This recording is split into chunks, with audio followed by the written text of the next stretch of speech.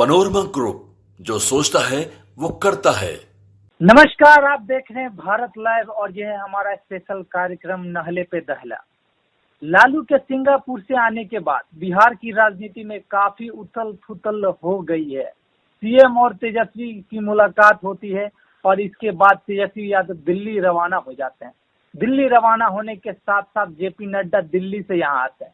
JP Nadda बस अपने 2 दिवसीय बिहार दौरे पे आए थे या फिर असली काम सीएम से मिलना था। और आपको याद होगा, एयरपोर्ट से तुरंत जेपी नड्डा कहाँ जाते हैं, एक अन्य मार्ग जाते हैं और सीएम नीतीश से मुलाकात करते हैं। जेपी नड्डा कल वापस चले गए, लेकिन सीएम नीतीश से क्या डील हुई, फिर सीएम नीतीश ने कौन सी चिट्ठी थमाकर जेपी नड्डा को दिल्ली भेजा। और अब यहाँ पर यह भी सवाल खड़ा होता है कि क्या चंद्रबाबू नायडू की मंशा बदल रही है। तमाम मुद्दों पर चर्चा करेंगे। हमारे साथ अभी बाबा फोन लाइन पे बने हुए हैं। तो बाबा, हमारा एक प्रश्न है, क्या ऐसा डील हुआ जेपी नड्डा में, क्या डील हुई नीतीश कुमार से? देखिए, नीतीश कुमार और जेपी नड्डा के बीच में क्या डील हुई, ये तो एक अलग कहानी है। इस पर तो अलग से एक एपिसोड किया जा सकता है। लेकिन एक बात तो आप तय मान के चलिए कि जिस तरह से जेपी नड्डा और नीतीश कुमार बंद कमरे में बातचीत किए, कोई बात तो जरूर है जिसकी अभी तक पर्देदारी है। क्या हुआ क्या नहीं हुआ, इस बीच में जो राजनीतिक घटनाक्रम हुए हैं, जिसमें सबसे पहले तो ये कहना बहुत जरूरी होगा कि लालू प्रसाद ने जिस तरह से बिसात बिछाई थी, उस बिसात में पूरी तरह से फंस गए थे भारतीय जनता पार्टी के शीर्ष नेतृत्व के लोग और नीतीश कुमार।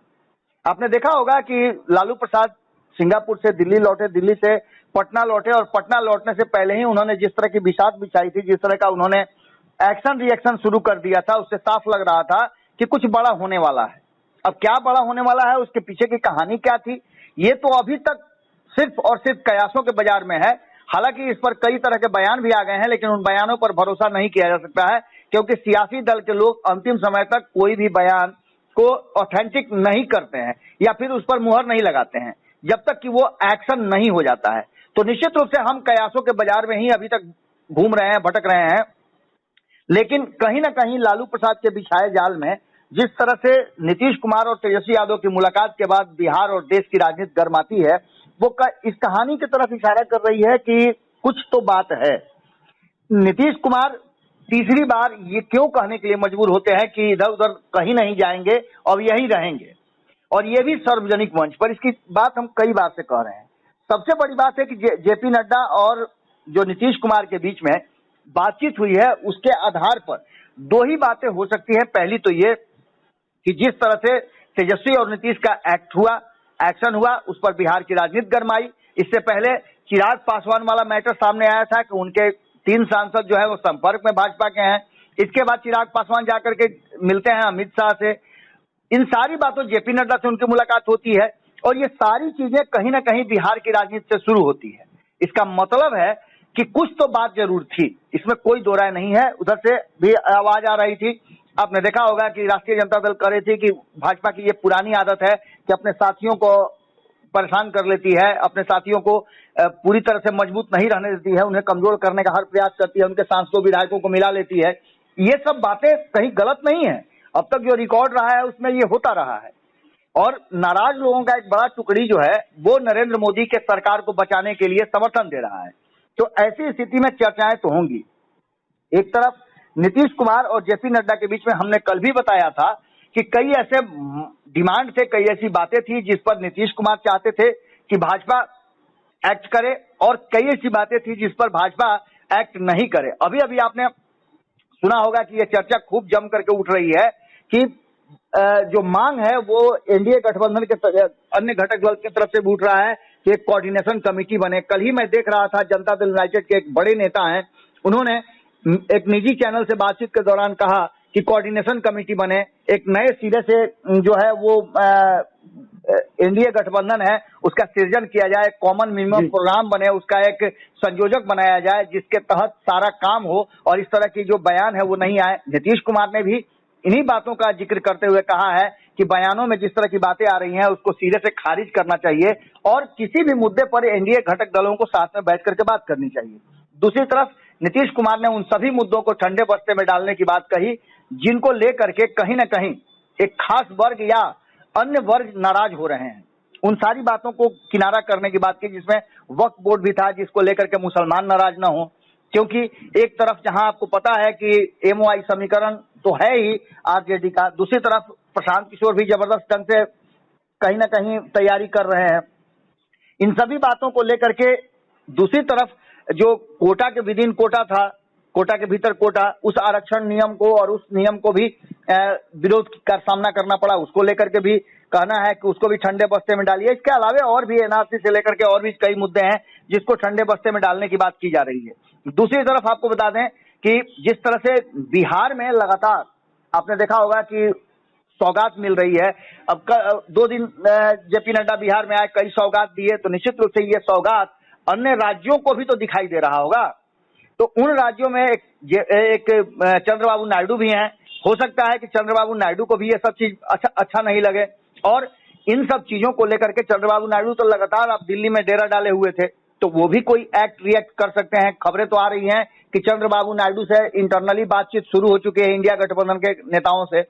अब इन सारी बातों को लेकर के जहां एक तरफ नीतीश कुमार को लेकर के बिहार के जो घटक दल है वो सभी कह रहे हैं कि सब कुछ ठीक ठाक है, भाजपा ने कहा सब कुछ ठीक ठाक है, चिराग पासवान ने कहा सब कुछ ठीक ठाक है, वहीं जीतन राम मांझी ने तो इस पर एक बयान देते हुए कहा कि उन्होंने दावा किया है कि नीतीश कुमार अब महागठबंधन में जाने की तीसरी बार गलती नहीं करेंगे और एनडीए में ही रहेंगे, ऐसा प्रतीत होता है। मांझी ने कहा कि नीतीश की सोच अच्छी है और बीच में वो इधर उधर हो गए थे जिसकी चर्चा वो खुद करते हैं, अब आरजेडी के साथ जाने का सवाल नहीं उठता है। केंद्रीय मंत्री जीतन राम मांझी की प्रतिक्रिया सामने आई और इसको लेकर के मुख्यमंत्री नीतीश कुमार के बारे में उन्होंने कहा कि उनकी सोच अच्छी है और एनडीए छोड़कर वो गलती करेंगे अगर ऐसा सोचते भी हैं तो तीसरी बार ये गलती नहीं करेंगे। इस बात को कह करके कहीं ना कहीं जीतन राम मांझी ने भी नीतीश कुमार के चूंकि पुराने साथी रहे हैं, नीतीश कुमार के सरकार में लगातार वो काम करते रहे हैं, इन सारी बातों को लेकर के उन्होंने भी जो बातें कही है। दूसरी तरफ उन्होंने ये भी कहा है कि आरजेडी जो है झूठ मूठ का थेथराई कर रही है और यहीं आकर के पता चलता है कि कहीं ना कहीं जो लालू प्रसाद ने बिसात बिछाई थी उनका मास्टर स्ट्रोक था नीतीश कुमार और तेजस्वी यादव की मुलाकात का वक्त चुनना और उस वक्त को चुन करके उसका मीटिंग्स का दौर करना, कहीं ना कहीं एनडीए गठबंधन में एक हलचल जरूर मचा दिया है। इन सारी बातों को लेकर के उनका कहना है जीतन राम मांझी का कि कहीं ना कहीं राष्ट्रीय जनता दल के लोग थेथराई करते हैं और वो आज कोई नया नहीं करने से पहले भी करते हैं। उन्होंने कहा कि एनडीए गठबंधन हर तरह से ठीक है, नीतीश के नेतृत्व में सब कुछ ठीक ठाक चल रहा है और केंद्र में नरेंद्र मोदी के नेतृत्व में कहीं कोई समस्या नहीं है। इन सारी बातों को लेकर के जो वर्तमान परिस्थिति बनी है वो साफ इशारा कर रही है कि एनडीए गठबंधन में सब कुछ ठीक ठाक होने का ये दावा जो है वो वर्तमान परिस्थिति में भी ठीक होगा। हम पहले भी आपको बता चुके हैं कि आने वाले दिसंबर तक, मतलब इस साल के अंतिम दिन तक इस तरह का कुछ भी होता हुआ दिखाई नहीं दे रहा है, क्योंकि परिस्थितियां जो भी बनी हों, जिस तरह की चर्चाएं हों, ये चर्चाओं तक ही सीमित रहेगी और आगे आने वाले समय में इस पर एक्शन हो सकता है। इस बात को लेकर के सब बालक नमन मिश्रा जो लगातार दिल्ली में डेरा डाले हुए हैं, उन्होंने भी इस बात को जो राजनीतिक गलियारे में दिल्ली में हलचल हो रही है उसके संदर्भ में बताया है कि वहां भी ऐसी कोई हलचल नहीं है कि बिहार में बहुत बड़ा राजनीतिक उथल पुथल हो रहा है।